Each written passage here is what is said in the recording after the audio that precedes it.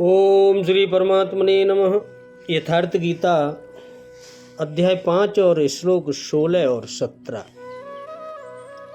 ज्ञानेन तु तम अज्ञानम येषां नाशितम आत्मन तेषाम् आदित्यवत् ज्ञानम प्रकाशयति तत्परम तद्बुद्ध्यं तदात्मान तनिष्ठा तत्परायणा गच्छन्ति अनु अपुनरावृत्तिं ज्ञानिर्धूत कल्मषा। भगवान कह रहे हैं अर्जुन,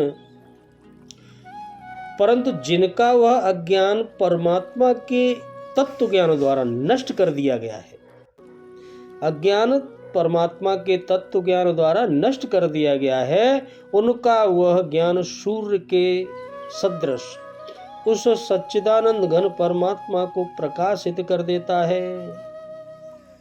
और जिनका मन तद्रूप हो रहा है, जिनकी बुद्धि तद्रूप हो रही है और सच्चिदानंद घन परमात्मा में ही जिनकी निरंतर एक ही भाव से स्थिति है, ऐसे तत्परायण पुरुष ज्ञान के द्वारा पाप रहित होकर अपुनरावृत्ति को अर्थात आवागमन को अर्थात परम गति को प्राप्त हो जाते हैं, आवागमन को छूट जाते हैं। जिसके अंतःकरण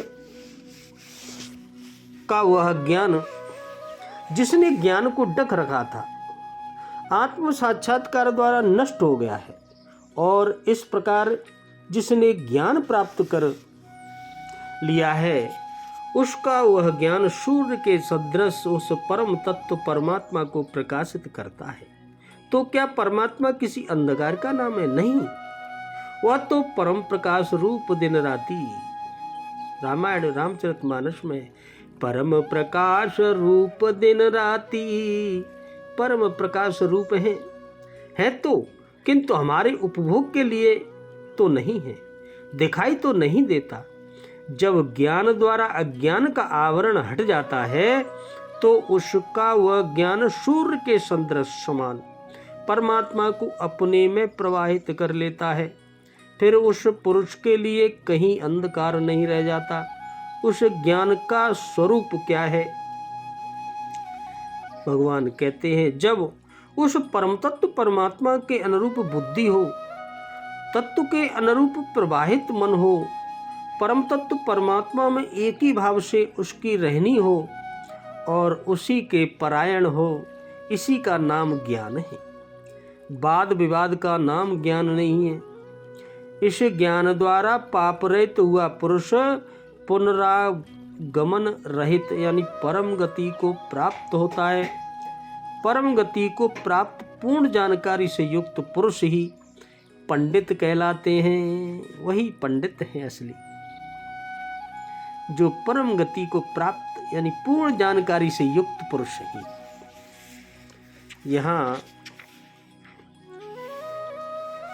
यहाँ तू का क्या अभिप्राय है? 15वें श्लोक में यह बात कही गई कि अज्ञान द्वारा ज्ञान के आवृत को ज्ञान जानने के कारण सब मनुष्य मोहित हो रहे हैं।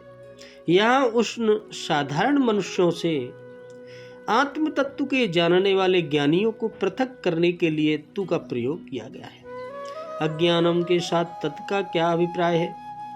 15वें श्लोक में जिस अज्ञान का वर्णन है, जिस अज्ञान के द्वारा अनादिकाल से सब जीवों का ज्ञान आवृत है, ढका हुआ है, जिसके कारण मोहित हुए सब मनुष्य आत्मा और परमात्मा के यथार्थ स्वरूप को नहीं जानते, उसी अज्ञान की बात यहाँ कही जाती है। यही अज्ञान है। इसी बात को स्पष्ट करने के लिए अज्ञान के साथ तत् विशेषण दिया गया है। अभिप्राय यह है कि जिन पुरुषों का वह अनादि सिद्ध अज्ञान, जो बहुत समय से अज्ञान परमात्मा के यथार्थ ज्ञान द्वारा नष्ट कर दिया गया है, वे मोहित नहीं होते, वह सब समझ जाते हैं। यह सूर्य का दृष्टांत देने का क्या भाव है? जिस प्रकार सूर्य अंधकार का सर्वथा नाश करके दृश्य मात्र को प्रकाश कर देता है, प्रकाशित कर देता है, सब दिखने लग जाता है, वैसे ही यथार्थ ज्ञान भी अज्ञान का सर्वथा नाश करके परमात्मा के स्वरूप को भली भांति प्रकाशित कर देता है। जिनको यथार्थ ज्ञान की प्राप्ति हो जाती है वे कभी किसी भी अवस्था में मोहित नहीं होते। यथार्थ ज्ञान से परमात्मा की प्राप्ति होती है। यह बात संक्षेप में कहकर अब 26वें श्लोक तक ज्ञान द्वारा परमात्मा को प्राप्त होने के साधन तथा परमात्मा को प्राप्त सिद्ध पुरुष के लक्षण, आचरण, महत्व और स्थिति का वर्णन करने के उद्देश्य से पहले यह ज्ञान योग के एकांत साधन द्वारा परमात्मा की प्राप्ति बतलाई गई। मन का तद्रूप होना क्या है और सांख्य के अनुसार किस तरह अभ्यास करते करते मन तद्रूप होता है।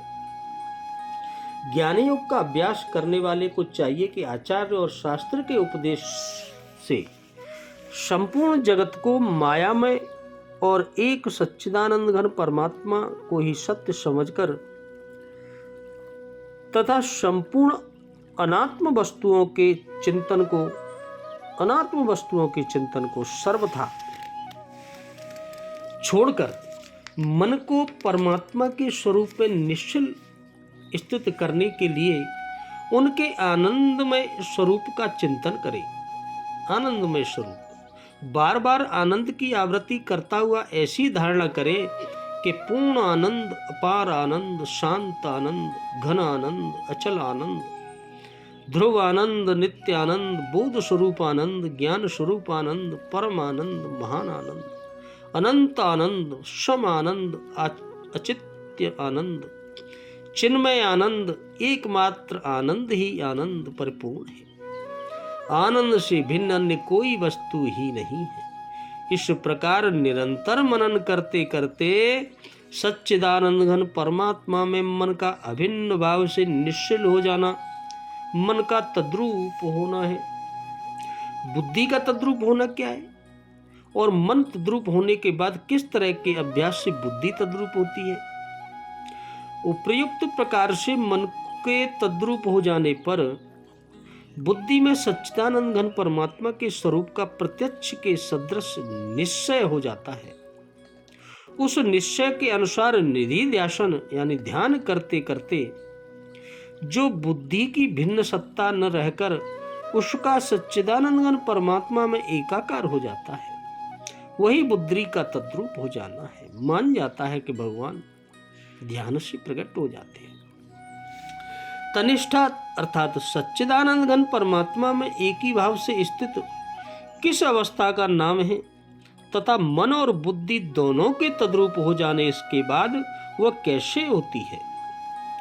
जब तक मन और बुद्धि उपयुक्त प्रकार से परमात्मा में एकाकार नहीं हो जाते तब तक सांख्य योगी को परमात्मा में अभिन्न भाव से स्थित नहीं होती।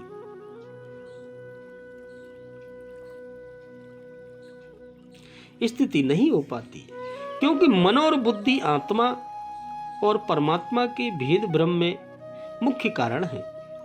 अतः उपयुक्त प्रकार से मन बुद्धि के परमात्मा में एकाकार हो जाने के बाद साधक की दृष्टि से आत्मा और परमात्मा के भेद भ्रम का नाश हो जाना एवं ध्याता ध्यान और ध्येय की त्रिपुटी का अभाव होकर केवल मात्र एक वस्तु सच्चिदानंद घन परमात्मा का ही रह जाना सांख्य योगी का तनिष्ठ होना अर्थात परमात्मा में एक ही भाव से स्थित होना है।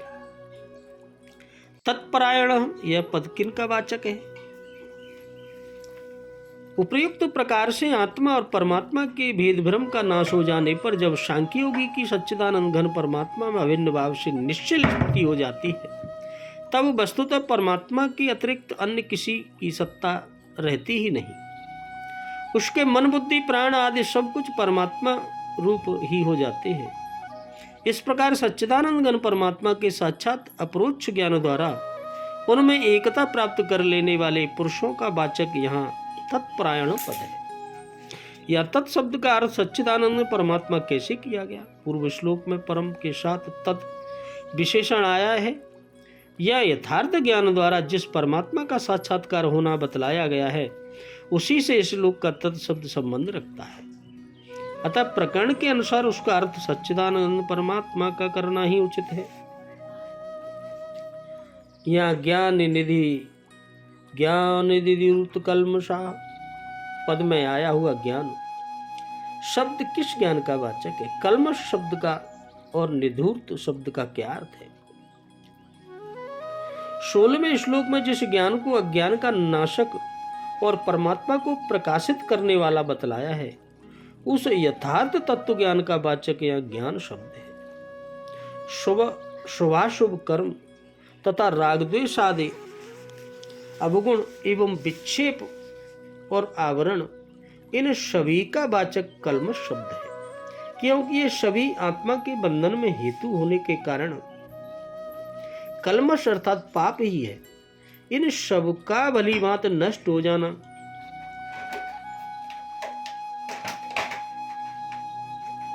निधूर शब्द का अर्थ है। अभिप्राय यह है कि उपर्युक्त प्रकार के साधन से प्राप्त यथार्थ ज्ञान के द्वारा जिनके मल विक्षेप और आवरण रूप समस्त पाप भलीभांति नष्ट हो गए हैं, जिनमें उन पापों का लेश मात्र भी नहीं रहा है, जो सर्वथा पाप रहित हो गए हैं, वे ज्ञान निधूर्त कल्मषों हैं। यहाँ अपनावृत्ति को प्राप्त होना क्या है? जिस पद को प्राप्त होकर योगी पुनः नहीं लौटता, जिसको 16वें श्लोक में तत्परम के नाम से कहा गया है, गीता में जिसका वर्णन कहीं अच्छे सुख, कहीं निर्वाण ब्रह्म, कहीं उत्तम सुख, कहीं परम गति, कहीं परम धाम, कहीं अव्ययम पद और कहीं दिव्य परम पुरुष के नाम से आया है, उस यथार्थ ज्ञान के फलरूप परमात्मा को प्राप्त होना ही अपनावृत्ति को प्राप्त होना है। परमात्मा की प्राप्ति का साधन बतलाकर अब परमात्मा को प्राप्त सिद्ध पुरुष के संभाव का वर्णन आगे करेंगे भगवान। बोलो राधे राधे, जय श्री कृष्ण।